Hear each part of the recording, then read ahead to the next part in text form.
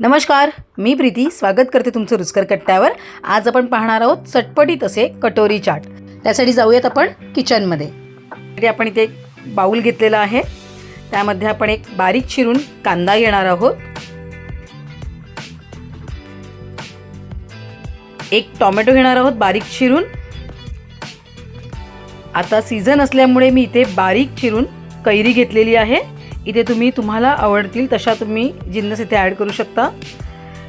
कोथिंबीर घेतलेली आहे, एक बारीक चिरून मिरची घेतलेली आहे। माझ्याकडे बुंदी होती, मी इथे बुंदी वापरलेली आहे, तुम्ही चणे वापरू शकता। चवीप्रमाणे चाट मसाला, चवीप्रमाणे मीठ वापरलेलं आहे। लसूण आणि लाल मिरचीची चटणी वापरलेली आहे 1 चमचा। त्याचबरोबर खजूर आणि गुळाची चटणी सुद्धा 1 चमचा वापरणार आहे। यामध्ये आपण हिरवी चटणी सुद्धा वापरू शकता। इथे माझ्याकडे पाणीपुरीच्या पुऱ्या होत्या, सो मी त्या थोड्या क्रश करून घेतलेल्या आहेत, जरा कुरकुरीत छान वाटेल।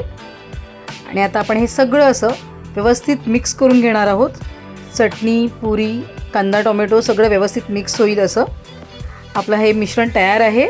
वरतून बारीक शेव भुरभुरलेली आहे।